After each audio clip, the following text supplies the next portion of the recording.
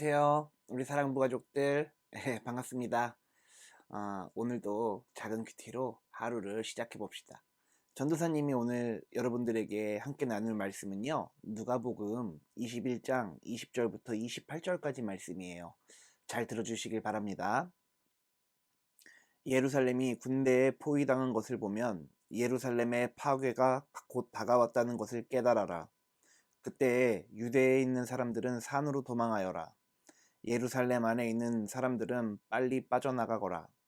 시골에 있는 사람들은 예루살렘 안으로 들어가지 마라. 그것은 이 날이 바로 징벌의 날이기 때문이다. 기록된 모든 것이 이루어질 것이다.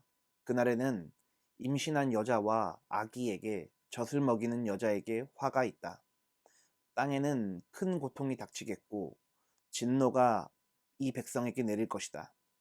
그들은 칼날에 쓰러질 것이며 여러 나라의 포로로 붙잡혀갈 것이다.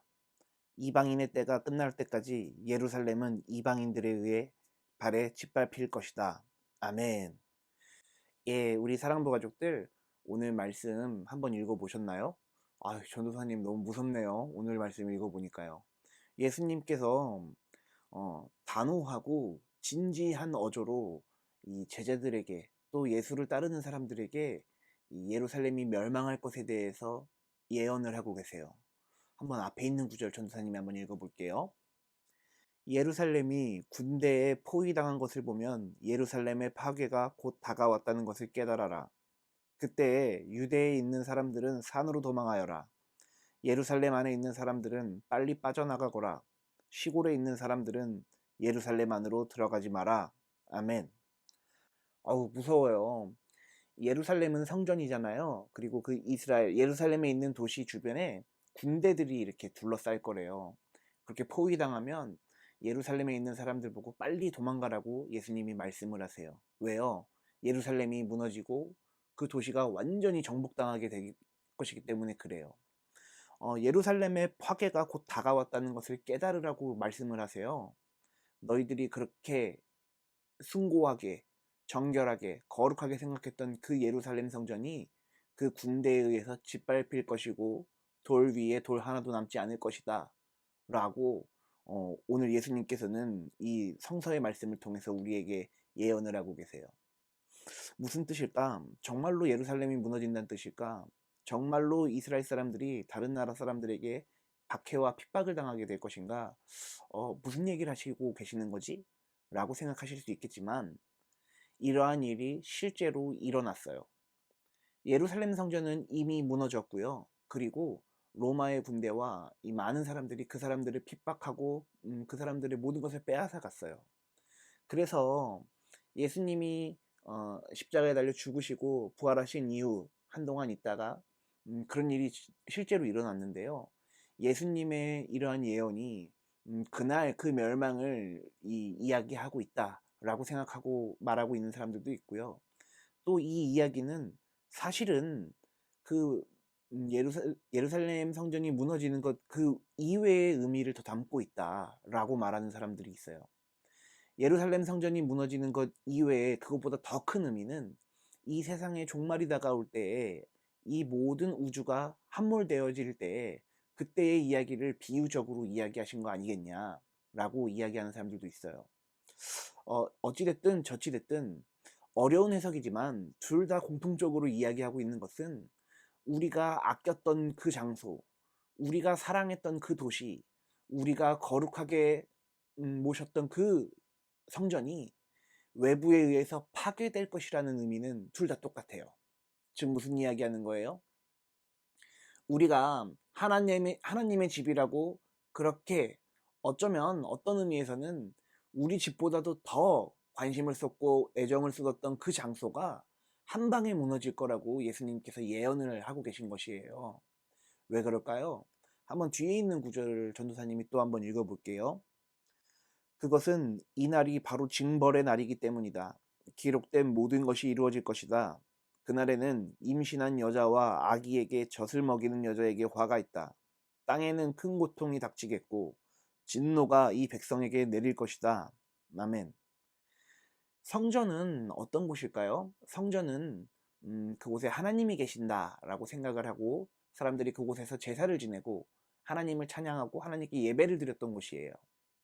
그런데 왜 성전이 무너질까? 이 세상을 창조하신 하나님이 계신 곳인데 어떻게 무너질 수 있을까?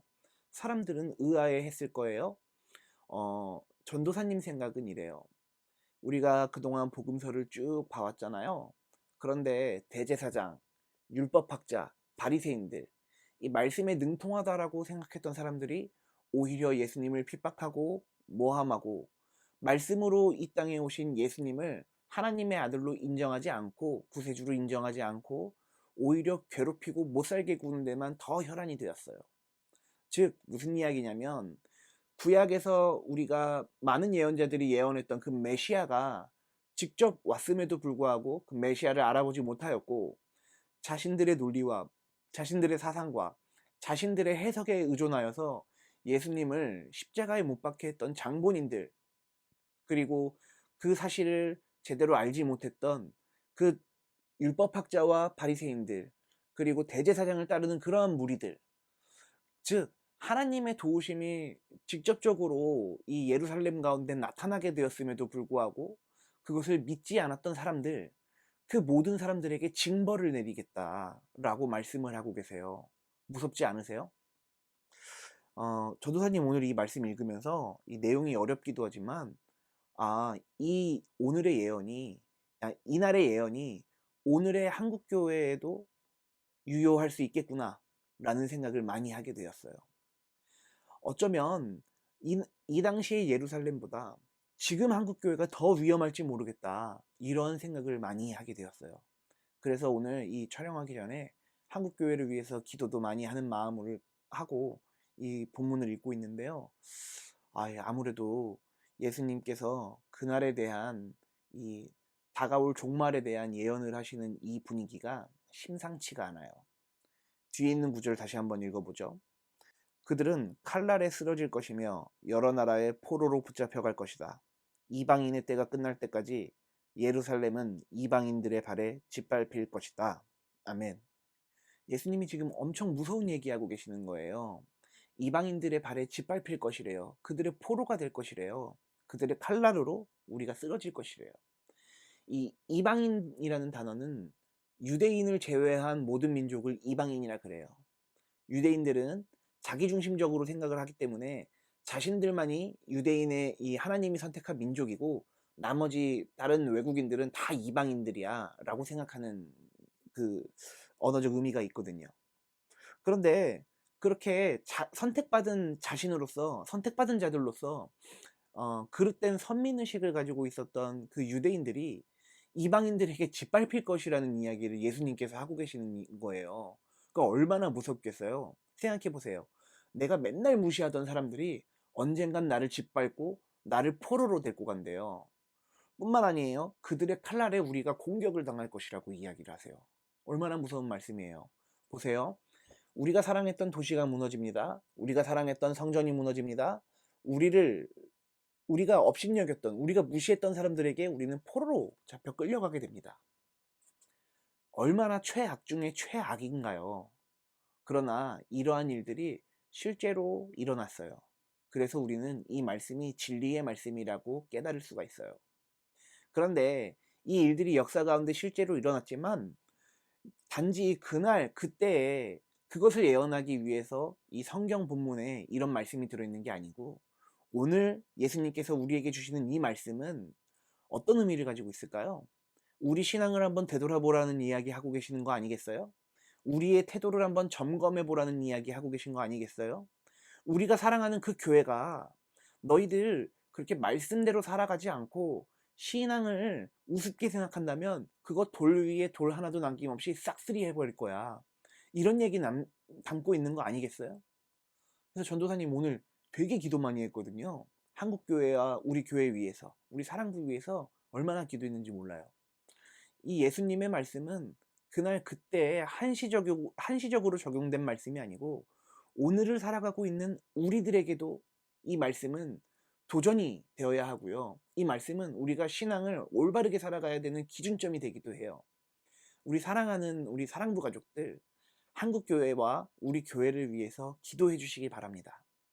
그래서 이날의 경고의 메시지가 우리가 회개함으로, 우리가 다시 돌이킴으로, 우리의 태도를 다시 올바르게 하고 우리의 신앙을 다시금 점검함으로 우리 교회가, 한국 교회가 이러한 해를 입지 않도록 여러분 기도해 주시기 바랍니다. 오늘의 이 예수님의 말씀은 굉장히 무섭고 강한 날선 비판이지만 우리에게 이 메시지는 기회의 메시지가 될 거예요. 우리가 지금이라도 정신 차리고 지금이라도 다시 한번 믿음으로 살아가려고 노력해보고 다시 한번 우리의 생각을 돌이키고 회개해서 주님 앞으로 나아간다면, 예수 그리스도의 말씀을 따라 사는 사람들이 다 된다면 우리는 해를 입지 않고 패스오버, 유월절처럼 죽음이 우리를 넘어가게 될 것입니다. 그리고 우리는 그 가운데 생명의 유익을 누리게 될 것입니다. 그리고 우리는 그 가운데 하나님의 사랑을 풍성하게 느낄 수 있게 될 것입니다. 우리 사랑하는 사랑부 가족들, 오늘의 말씀 되게 어려워요. 되게 어려운 말씀이에요. 그러나 이 말씀이 하고 싶은, 이 말씀으로 예수님이 우리에게 전달하고 싶으신 메시지는 돌아오라는 거예요.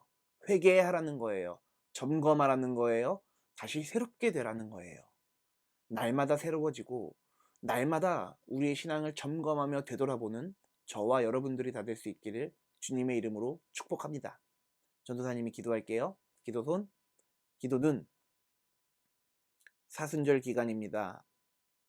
매년 있는 사순절이지만 세레머니로 끝나는 것이 아닌 우리의 신앙이 정말로 새롭게 되는 그러한 사순절 기간 되게 하여 주시옵소서.